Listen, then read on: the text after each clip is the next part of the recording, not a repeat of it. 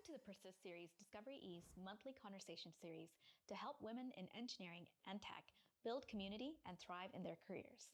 On today's episode, we'll meet 4 incredible millennial engineers who will share their stories navigating the challenges of stepping into the workforce and crushing generational stereotypes along the way.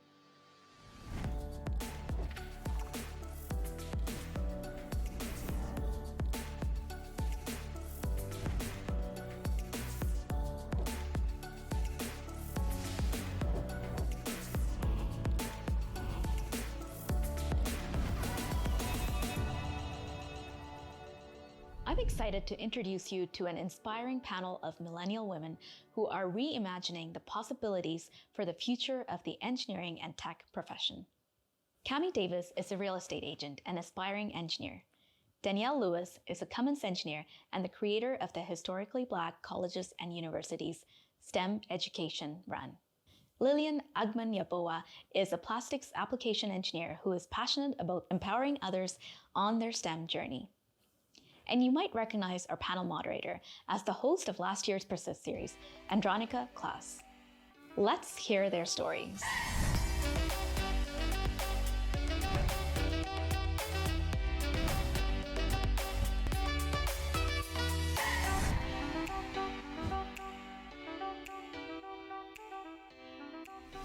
Good morning, good afternoon, good evening, and a warm welcome to you from whichever part of the world it is that you're joining us from. We're so excited that you get to be a part of the conversation. We're looking forward to the questions that you have for our amazing panelists and the conversations that this session will inspire.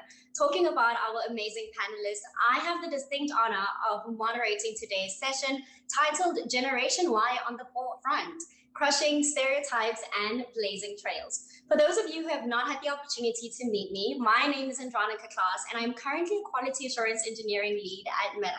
Despite my humble beginnings, my love for STEM, access to a quality education, mentorship, and God's favor have allowed me to pave out my path towards blossoming into absolutely whatever it is that I dream of becoming. I was born and raised in South Africa, and I'm a part of the post-apartheid generation known as the Born Frees. Like many of my peers, throughout my childhood, my mother spent most of her years taking care of other people's children and cleaning people's homes to keep a roof over our head, food on the table, and to make sure that we had everything that we needed in order for us to succeed academically. However, this was a factor that amounted to us being classified as a low-income earning household, which meant that the probability of my siblings and I ending up at an institution that afforded us a quality education was very low. This did not discourage my mother, who was on a mission to making sure that all of her children had the best that the world had to offer.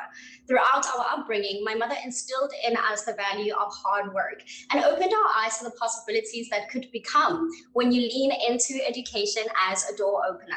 One that would open doors that would allow you to dare to dream, dare to believe, and dare to become. But as an adult, I have grown a great appreciation for my mother's reinforcement. Because in the 2000s, a woman who stands today as a mirror of hope and endless possibilities for girls born into previously disadvantaged backgrounds decided to open a school in South Africa for girls who were academically gifted from low-income earning households. In 2007, I had the honor of being a part of the inaugural class of the Oprah Winfrey Leadership Academy for Girls, an institution that changed my life and the lives of girls who graduated from that academy in unimaginable ways. And now I am on a mission to pave it forward, which is why I am so excited to be sharing a panel with these amazing women who in their own right are also on a very similar mission. With that being said, ladies, I am going to pass on this virtual mic to you to introduce yourselves.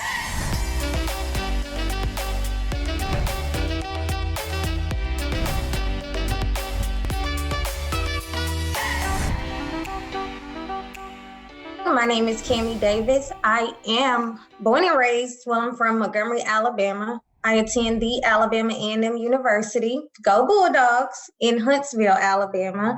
I'm a civil engineering major. I am a non-traditional student, meaning I'm a mother and I'm studying engineering. So that should tell you a lot in itself.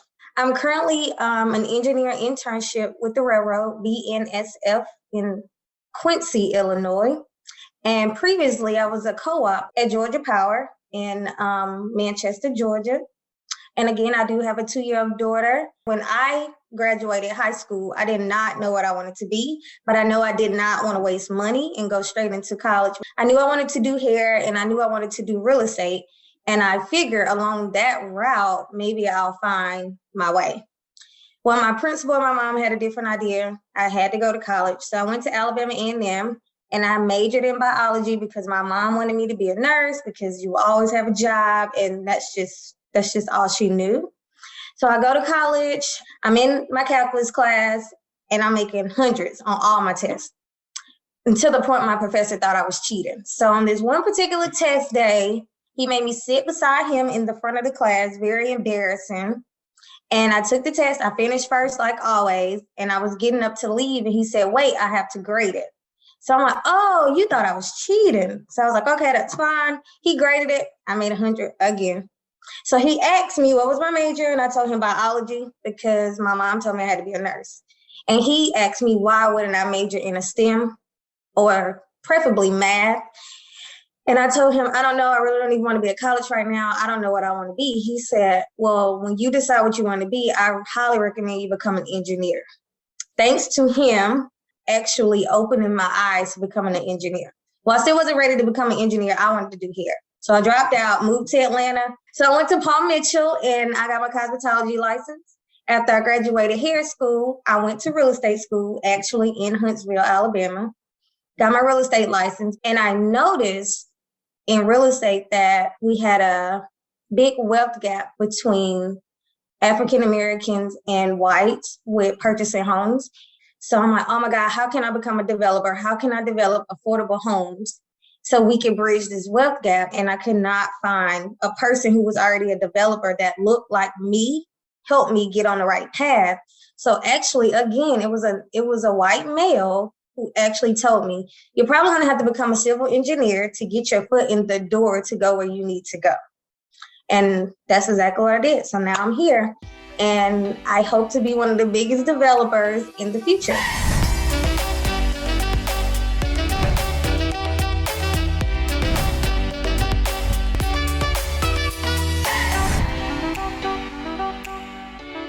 I'm Danielle Lewis. I am born and raised in Pell City, Alabama, not that far from Birmingham, Alabama. I went to school in Oakwood University, which is in Huntsville, and also University of Alabama in Huntsville. So they have a 3-2 program. Oakwood is a historically Black college and university. So I went there. My dad went there as well, coming from a small city in Alabama where I was one of 3 African-American students at the high school. So I wanted to really experience that for myself, being in a place where I'm not the minority, you know.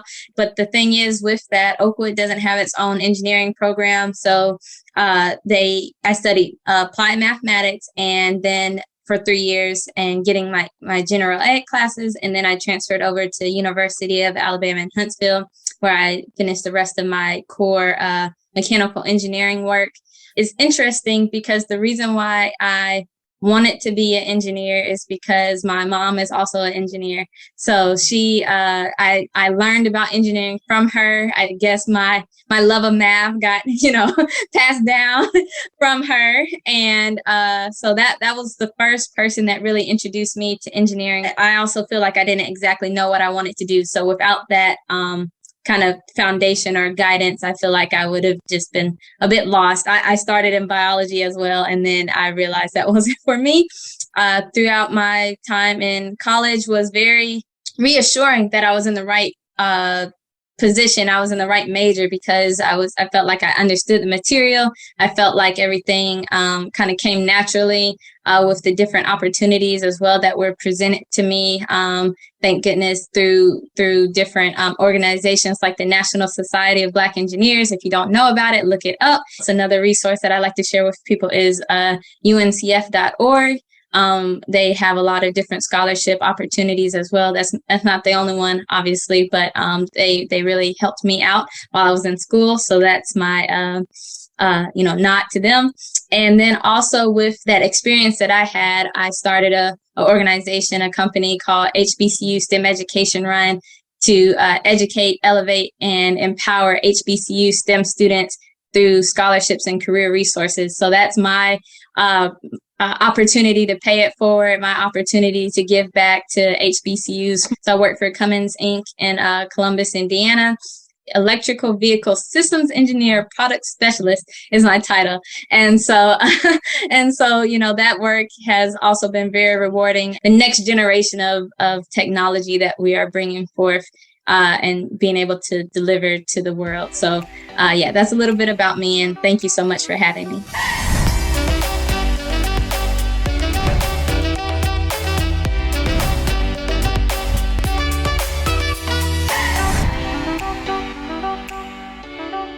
Hi, everyone. My name is Lillian Ajamanyaboa, and I'm originally from Ghana in West Africa. I was lucky or privileged enough to be able to attend an international school.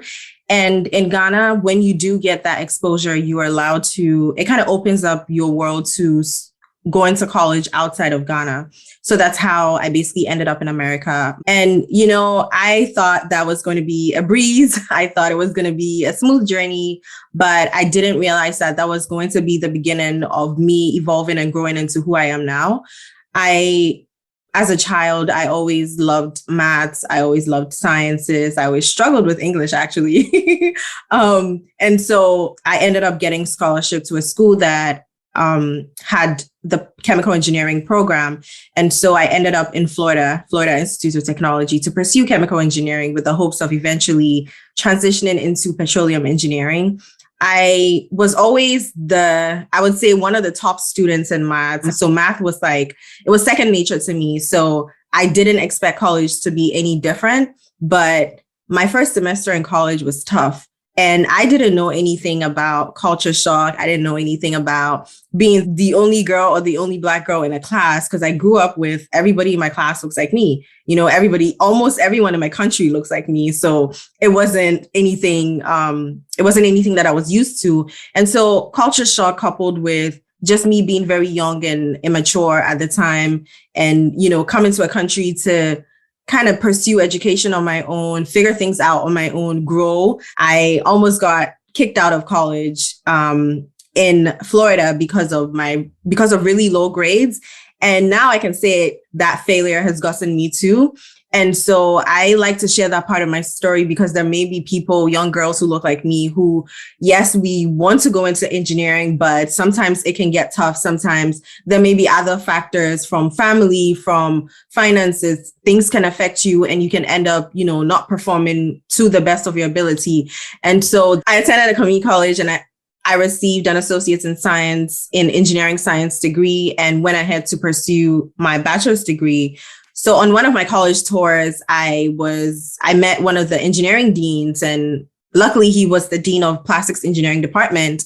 And I'd never heard of anything like that. I was like, okay, I know a plastic bottle, I know a bag, I know my pen is plastic, but I don't know anything else that would make me want to pursue a degree in plastics engineering. So I walked with him. I was like, oh my God, there's a whole field called plastics engineering that literally has aspects in every field. I am now working as an applications engineer at Integris, which is a company where we basically work with a lot of fluoropolymer bags that store things like drugs and vaccines and blood. And so I always knew I wanted to work in the medical field. I initially wanted to make the devices that people use during surgery, because I watched Grey's Anatomy and I always wanted to be a doctor, but I didn't think I could survive in medical school. So that was going to be my way of, breaking into that field. But being in this life science field has taught me a whole lot about myself. And I hope I can inspire many more Black women like me. So let me start off by saying how excited I am to be a part of this panel. Each and every one of the panelists have shared their amazing story. And I think that we should use the clips of everybody talking about their love for math, or how amazing they were at math, and just create a montage and put it on the internet, so little girls can see that women can be amazing at mathematics, and that we do belong, and that we actually can be good and enjoy it. So I definitely enjoyed that common thread amongst all of our panelists. But that was not the only common thread that we had. We had several topics that we talked about, whether it was mentorship and how in each of our ways somebody mentored us and guided us into STEM and expose us to the opportunities that there are within STEM. Another one that was discussed was being more than an engineer, which I think our generation has worn very, very well. I'm always excited by how millennials stand firm in their identity, and that the identity isn't defined by the job that we do. But it doesn't mean that, the job isn't a part of who we are. And for you ladies, I know each of you have mentioned in your own ways how being more than an engineer is a part of your identity. What are some of the skills that you have learned, whether it's in your job as an engineer, that have helped you in the other areas in which you have expressed interest or love or joy, or even vice versa? Some of the things that you do outside of your job that you found as your interest that have given you transferable skills that you now are using in your job. Before I returned back to college for a bachelor's, I was in sales because of real estate. So I would say that skill in sales has transferred over to my civil engineering, even in undergrad, because I use that to get job interviews. You learn how to sell yourself when you're in sales. Being in sales made me super confident, because you have to be confident or you won't get any sales. So I use that to build my resume, and literally every internship or co-op that I applied to, I got interviews, and I literally had to turn them down because I was getting so many job offers because of my previous sales background. I'm a firm believer in leaning into your strengths and maximizing the usage of your strengths. In my own way, I have seen how some of the work that I do outside of my day-to-day job have actually fueled a love and a confidence in the same way that Cami has mentioned in how I show up at work. It's allowed me to get to know myself more and know what my value is and know what I have to show. And thus show up in confidence and show up in just the best version of myself. A lot of us spoke about skill sets. What are some of the skills that you wish somebody would have told you to hone in on when you were in college that have helped you grow in your career and in whatever your outside ventures are? Presentation skills, communication skills, that is something that, we all work on that, but that's something that I wish I would have maybe, worked on more. As engineers, we kind of get a bad rap for not being good communicators. I don't know if y'all have heard that before, but, understanding how to present the information that's important for the audience that you have, and that is different for each different audience that you have. What are some of the intergenerational lessons that you have learned in your corporate career that have helped you succeed in your day-to-day activities? As an engineer, working with different vehicles and machines, we work also with a lot of technicians that are the ones physically, building the thing and putting it together, and have been doing that for like years, right? And so like the teaching moments that we can both have between ourselves. So it's like, okay, sharing about EV, batteries, or, in power electronics and things like that, from a more practical sense of the person that's going to be actually doing the work. It doesn't matter how you drew it up in CAD. It doesn't matter how many analysis you ran, in real life, this thing is going to act like this. And so just that, real life experience that those people bring to the table, the older generation bring to the table, is something that I've been able to learn from.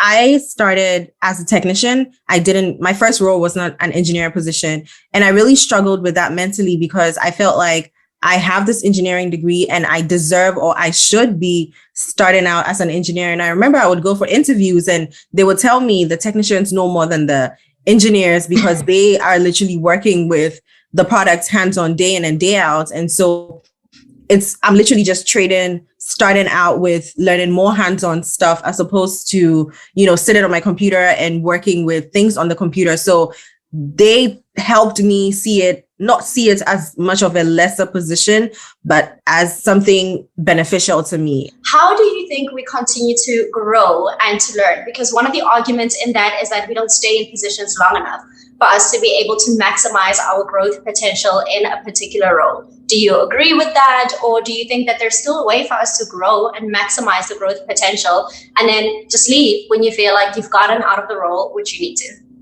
So I think millennials really want to challenge ourselves a lot more. And as compared to the older generation, because like they were comfortable staying in roles for 20, 30 years, same position, same everything for 30 years. And I cannot see myself doing that. Like I need a challenge every couple of years. Like even in my role, like, yes, I have my goals for the year, but let's say I meet my goals, like I need something. So I think because of that urge that we constantly have, it inhibits us from staying stagnant.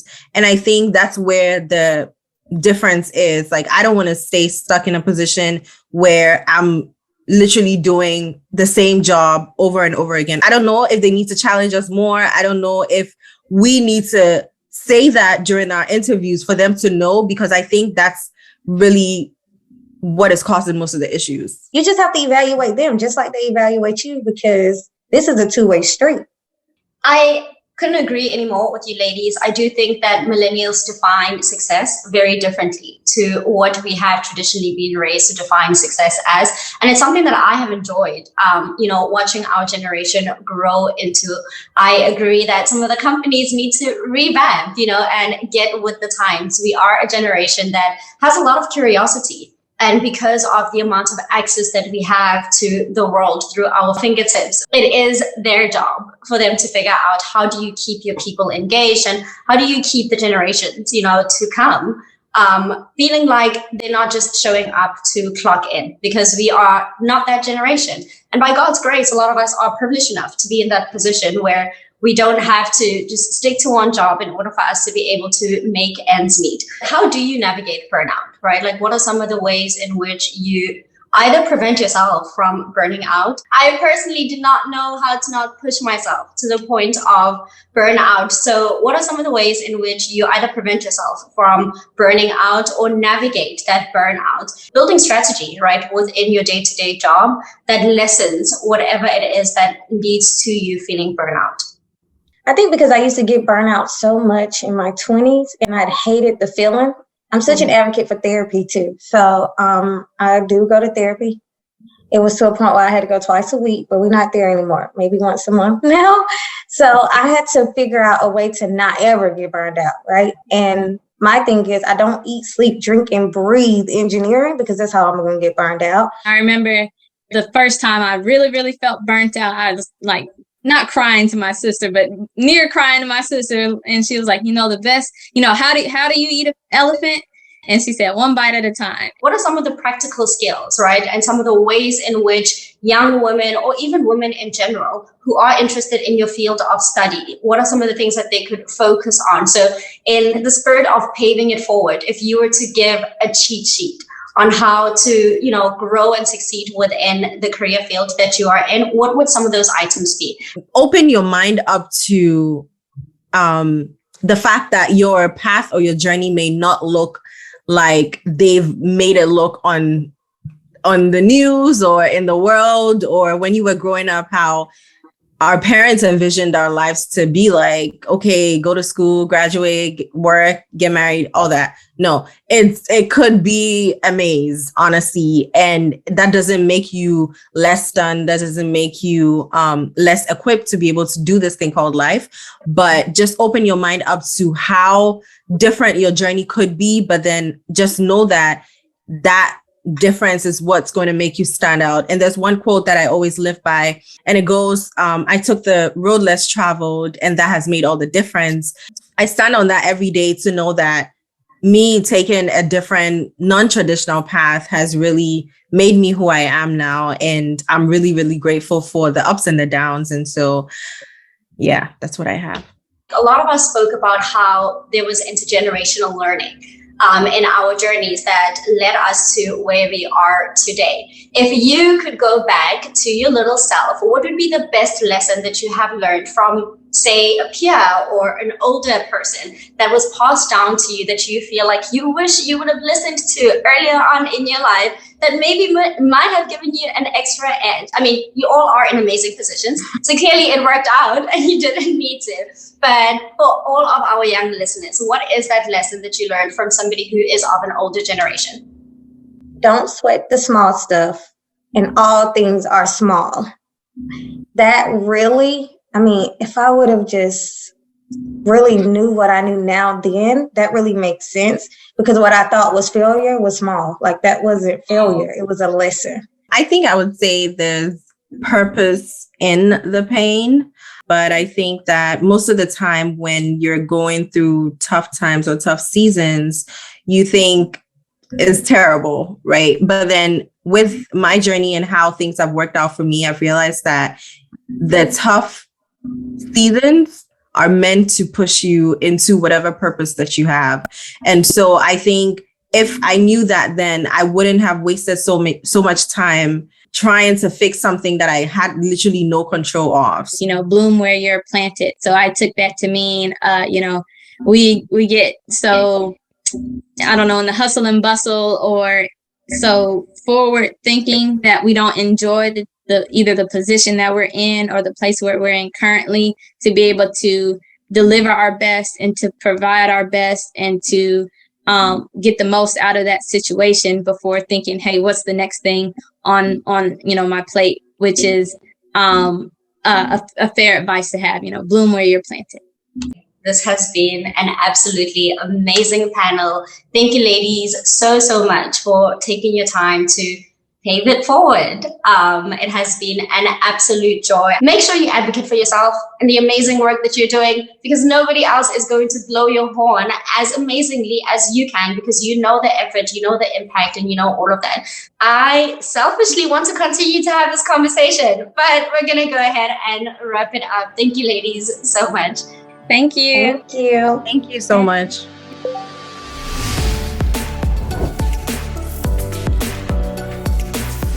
Cami, Danielle, Lillian, and Andronica will be joining us in a moment to continue this conversation. So be ready to submit your questions using the Q&A function on the toolbar at the bottom of your screen. See you soon.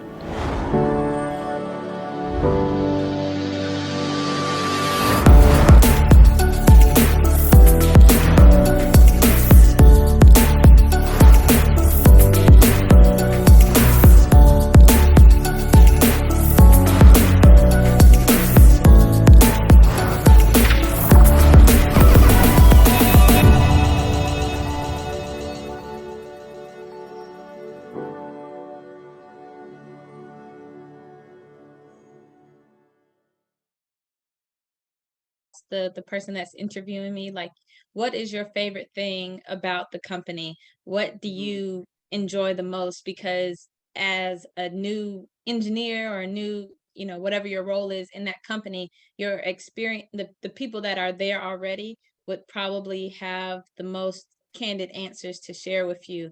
And if that's not when you hear the feedback back to you, you know, if it's not a positive experience, or they feel like you know, the work's not valuable or anything like that, or they feel like it's, you know, super stressful, like over the top stressful, then, you know, maybe that's to say that your experience might be similar. Not, of course, everyone's experience is different, but that's a good time to ask someone that's actually there at the company what their experience has been so far, and hope that they give you an honest answer. Yeah, I agree. Would anyone else like to add something? I think they said it all. Yeah. Okay, let's move on. We often hear the phrase, go where you're celebrated, not tolerated. So what advice would you give to a woman who's trying to figure out if the organization that she's currently at is teachable, if there's room for growth, or if it's just time to leave that organization and plant yourself somewhere else? I think for me, before I start any job, I figure out what my priority is within that company. And most of the times I set my goals out to be growth.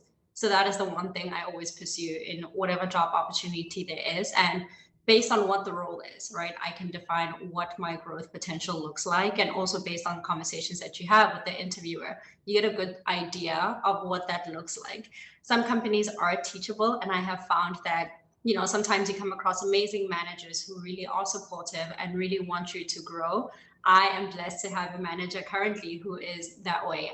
She will give me any opportunity to explore strengths and weaknesses, but I also have had companies where they weren't teachable, whether it's with culture fit or whether it's within the growth area itself. And I think it's important to figure out, we spend so much time of our day doing work and being an employee, and you want to make sure that you are a happy person. And so for me, at any point when I feel like work is taking away from my joy, that's my great indicator for me to start looking at other opportunities or to have those candid conversations. And when having those conversations, I would actually hold whatever accountability there is to, whether it's my manager or anybody else who's supposed to be playing a supportive role within that company. And so if we sit down and we agree that, hey, this is how I feel like I'll be challenged, and my manager agrees, I will have an evaluation period where I'll come back and I'll say, oh, 3 months ago, we agreed that this is how I would grow and these are the opportunities that I would be exposed to. And I don't feel like I'm getting that. So I would give them the opportunity to tell me what is going on with that, since we had an agreement. And if I feel like, this is just not the company that's giving me what I need, then, there are other companies that will celebrate all the greatness and all of the growth that I have. I was going to say, it sounds like you almost have a time frame in mind before you even initiate the conversation, which makes sense. And anyone else have anything to share about that? How do you know when it's time to go or if you should go? I can share something. So someone once told me that your career is in your hands. And I don't think I really understood that. And I think that if I had really processed what they meant by that, I probably would have made different decisions or different choices. Because regardless of what company you're in, regardless of how amazing the people you work with are, like your career is in your hands. You have to make the decisions. The path to take that is going to take you to the level that you want to get to. And so, like Andronica said, like always checking in with your manager, have set goals, always make sure that, okay, even when you meet those goals, you go ahead and set new goals. If you're not someone that wants to remain stagnant, you make sure that you're making these needs known. And even in cases like burnouts, for example, I know we touched on that in the video. That's something that I was experiencing with work, and I had to communicate that to my manager just so that he knows how to better provide what I need to work at my best, at the best quality. And so I think that it's not necessarily always in the hands of your manager or your boss or whoever hires you or your team. It falls back into your hands. You have to be proactive about everything that you need, everything that you want. So. All right. Yeah. I think it does boil down to the communication part of it. And I think Andronica and Lillian really touched on that very well. And the only thing I would add is that if you have communicated those things and you feel very strongly about it, it's not you don't have to like kick yourself trying to convince the other person that you don't feel challenged or anything like that. If that's how you feel, then, and you feel like those needs aren't being met, then it is your responsibility. Your career is in your hands to make a change to your situation. And I think also just a candid conversation that if the cards were reversed and the company wasn't getting out of you what they needed, they would replace you in a heartbeat, right? And so like having that honest conversation with yourself that there are companies that care, like don't get me wrong, there are companies that can, that will invest in you and they will try to give you whatever opportunity for you to grow and prove yourself before they let go of you. But ultimately, if the decision was that they're not happy with your progress, then they would let you go. And so having that mindset as well. And I know it's something that we're not encouraged to do because we're often made to feel like, we need the company more than they need us. But I was watching an episode on Queen Sugar and Charlie was telling Dara, two of the characters were having conversations about interviewing. She was saying how nervous she is about interviewing. And Charlie said to her, like, you walk into the interview with the attitude and the mindset that I'm here to help you solve an issue. You are looking for something. There's a gap in your company. I have the skill set. I have the ability. I'm here to help solve that problem for you. And ever since I walked into interviews with that mindset, or even companies with that mindset, I do think that it allows you to understand what your value is. Same way in relationships where you wouldn't stay, where you feel like, you know what, I'm not being valued as a friend or as a partner. I treat my company the same way. We have a relationship and the relationship has to be mutually beneficial. And at any point when it doesn't become that, then it's time for me to find something else that is mutually beneficial to me. Yeah, that's a great perspective. All right. As a new EIT in mining, do you have any advice for young women struggling to deal with the male-dominated field?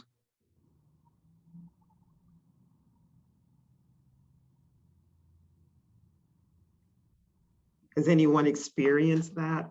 I think, yeah, I think we can all probably share similar experiences because it's the trend. Like, we are the minority in STEM as a whole. But for me, I think, first of all, talk yourself into getting comfortable with being uncomfortable, because you are probably going to be the only woman in a lot of these in your meetings, in the workplace, in your teams. But use that as for me, I see it as I stand out because, one, I'm Black, two, I'm a woman. And so when I walk into the room, they're going to notice me. So I'm going to make sure that I always have an input and I always leave a mark in whatever room, whatever meeting we have. And so whether it's asking a question, whether it's always giving myself a pep talk before I go into these rooms, because the truth is you are going to struggle with some kind of imposter syndrome, just being in that kind of space. And so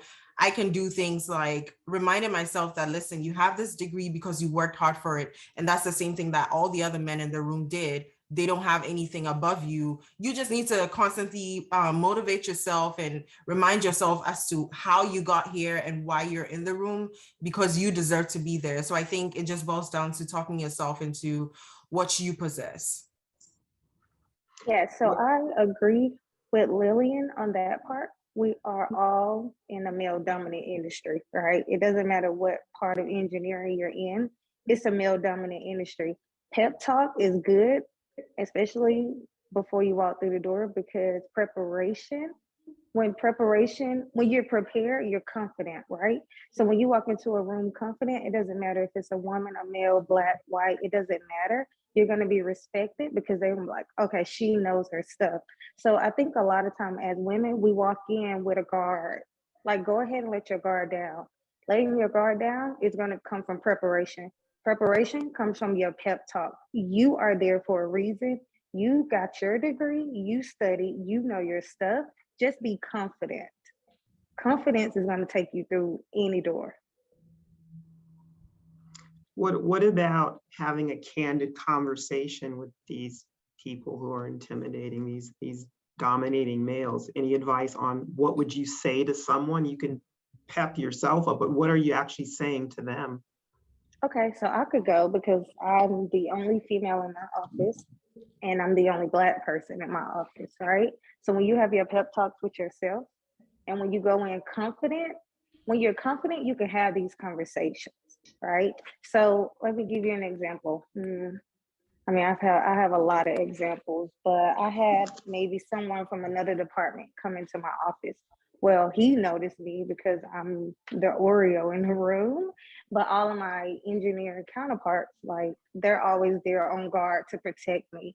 So he made a statement and he was like, do you feel like you can grow here because you are a Black woman and I was in a small town in Georgia that was not predominantly Black.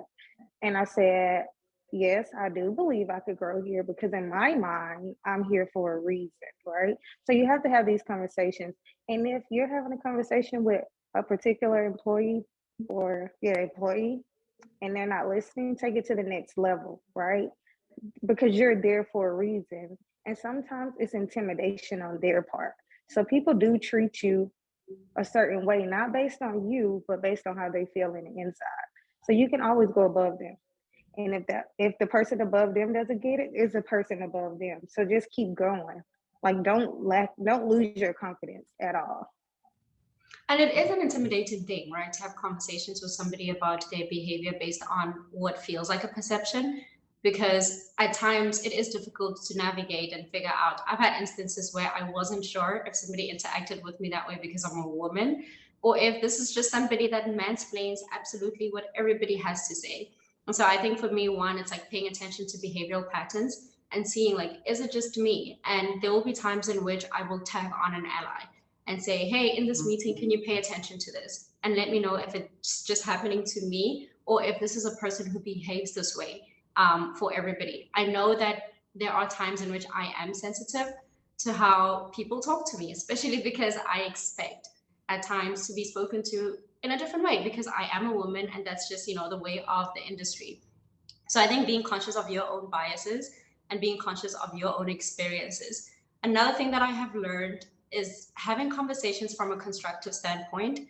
I am a person with big emotions. I am absolutely very emotional, and it hasn't always played to my favor. So I've had to learn how to strategically have conversations in a way that is beneficial to both parties.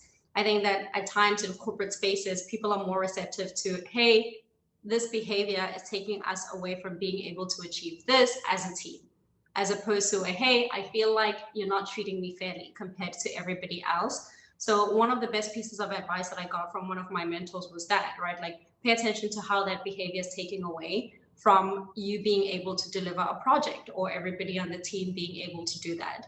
But sometimes you just need to have an honest conversation and say, you know, I feel like, and these are the examples of the instances when you've done this. You know, is there a misperception on my end, or is it just something that we'll both have blind spots to?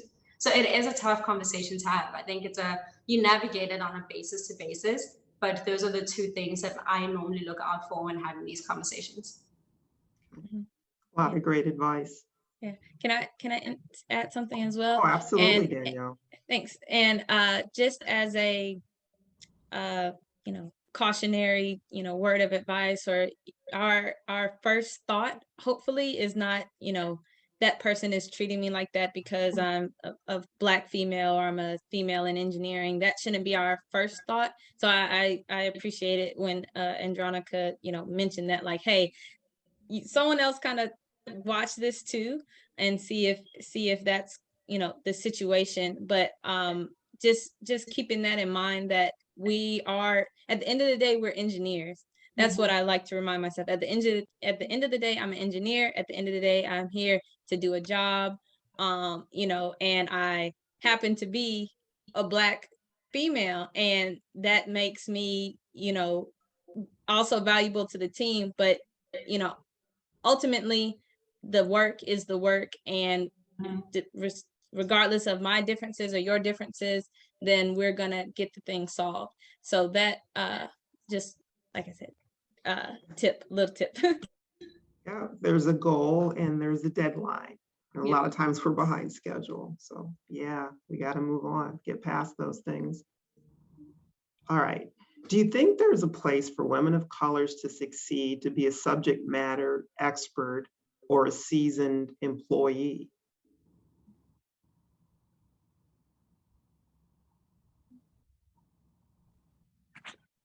I'm going to answer yes. And if that person could elaborate on that, because at my company, the CEO is actually a Black woman. So I'm going to say yes, but I don't know exactly like where she's going with that question. And I'll just add to that. I think I agree. The answer is yes as well. And we're seeing it more and more these days. That's why representation matters, because seeing women that look like us in STEM, who are subject matter experts in so many different fields. And I mean, with the COVID vaccine, we saw the woman at the top, I don't remember her name, sorry.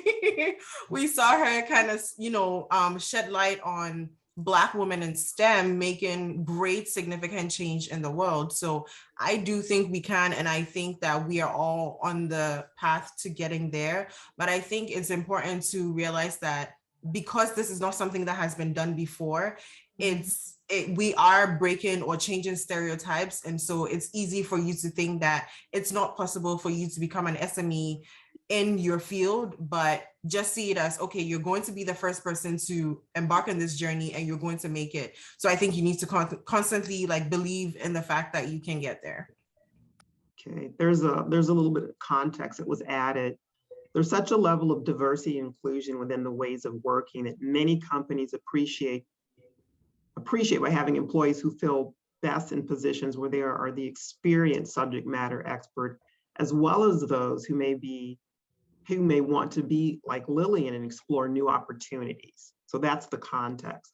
Do you think there's a place for women of color to succeed in being the subject matter expert or seasoned employee as opposed to moving on to something different where you feel more challenged or like you're expanding, just to stay where you are and grow and become the expert?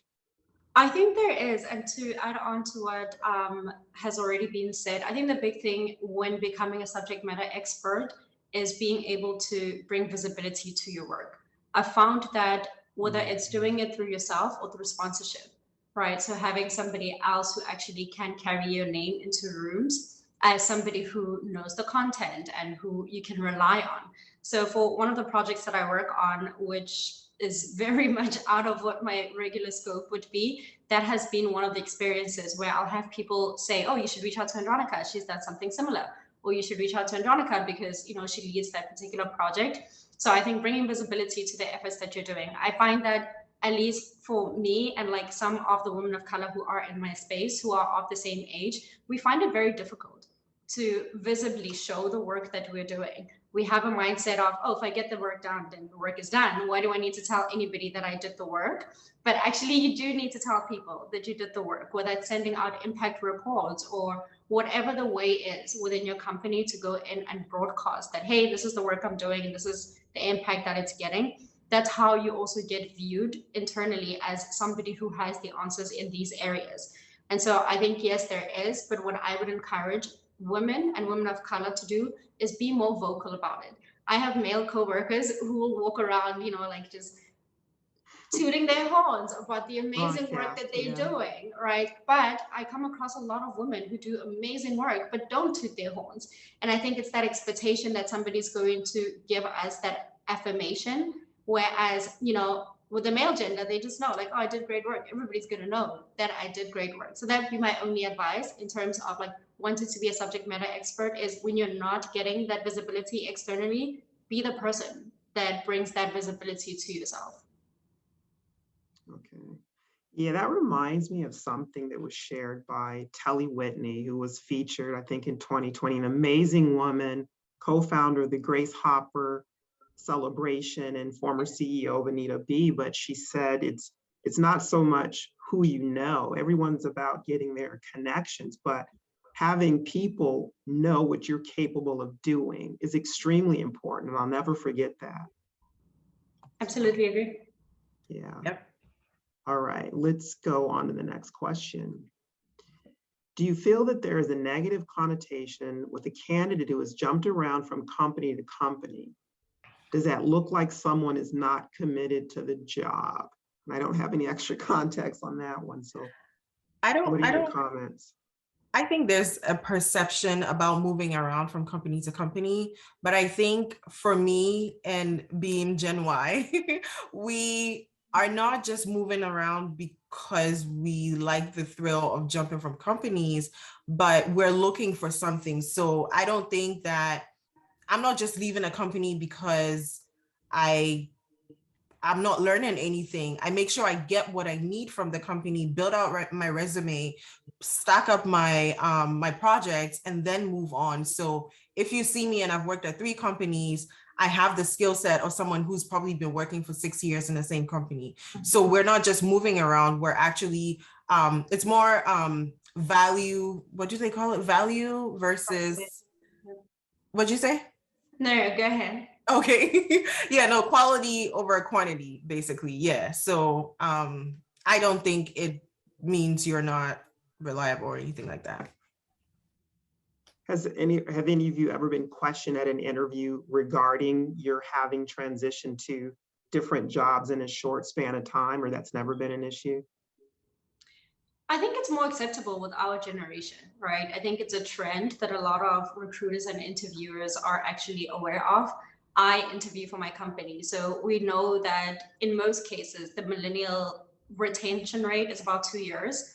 So if anybody has spent at least 2 years at a company, I don't think it's something that seemed as questionable. But for a leadership role, I do imagine that it's something that, more seasoned people would look at and wonder, do you actually have the ability to carry out leadership? But I think, again, it goes back to what Lillian was saying, right? Like, you should care more about the skills and whatever value it is that the person is able to bring to the table. And so I think it goes back to what Cami was saying, right? Like, carrying forth that confidence within the interview process and being able to reassure them that, yes, I have hopped between 2 or 3 companies, but this is why, right? Back to what Lillian was saying, and this is the value that I brought to each of these companies, and this is the perception that each of my coworkers have of me. And cumulatively, this is why my 2 times 3 years of experience equals to 6 years at one company, and potentially even more, right? Because I now have diversity of thought from 3 different companies. So I've learned how 3 different companies within this industry navigate the same challenges, the same problems. And I have that diversity of solution because I have worked with people who navigate it differently because of each of the company's culture. So it goes back to how you're able to sell, what value being able to, hop between companies has, as opposed to staying, and vice versa, right? Like, what value there is in staying in a position for 6 years, as opposed to breaking it up into 2 years at 3 companies. Yeah. And for me, I was actually in a rotation program within one company, within Cummins, where, I did 1 year rotation, 3 1-year rotations. And the idea of that you get more breadth, right, rather than depth, is something that somebody might think of as beneficial, and somebody might think of as detrimental. So I think it's ultimately what your goal is, and ultimately, how you want to build your own career. And even within one company, a company understands that you will not be in that one position for the eternity of your career, right? So even if you were to move roles within a company, there's going to be a gap at the previous possibly a gap at the previous role where you came from. So I guess I say all this to say that a company is resilient enough to be able to adjust, right? To be able to find someone else, or to be able to adjust and fill that gap as needed. So if it is that time in your career to move, then it just happens to be that time to move. Yeah, that's kind of it. And you generally know when it's time. You do. All right, ladies, we're just about out of time. Anyone have a last final thought they'd like to leave with the audience today? Encouragement. Yeah. Okay. So I can just go. I'll just say, if you're a Black woman in STEM navigating either work or school, I'll just say, don't give up. Just be resilient, and you're going to go through tough times, tough seasons, but always keep your eye on the prize. Always know that whatever tough seasons you go through would push you and mold you into the person that can take on even tougher situations or tougher challenges in the workplace. So hang in there, girls. It's called Persist Series for a reason, right, ladies? Yes, it is. I think I would add on that hard work and preparation, or interchangeably, hard and smart work, right? Because I think sometimes you do need to work smart, and there are times in which it requires hard work. But hard work, smart work, and preparation, I feel like are the things that I have done to combat myself from dealing with imposter syndrome.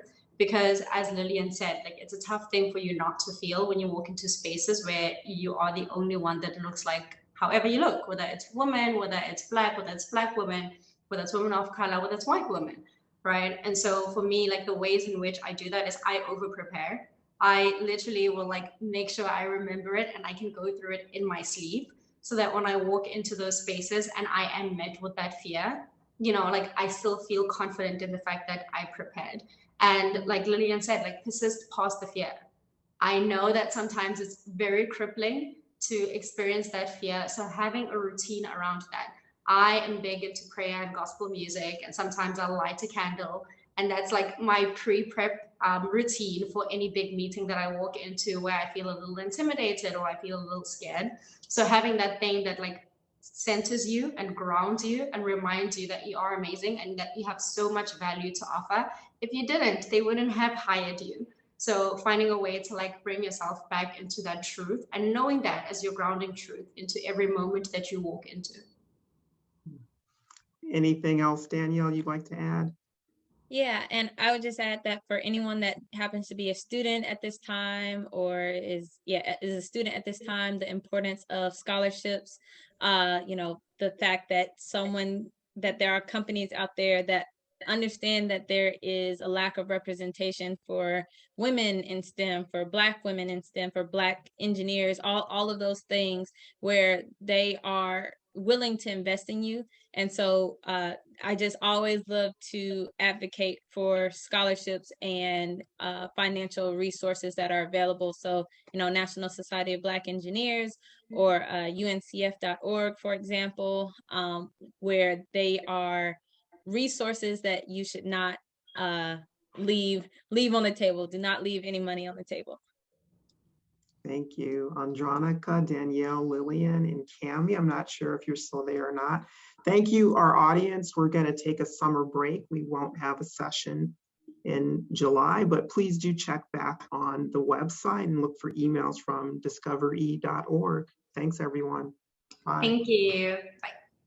Thanks so much. Bye-bye.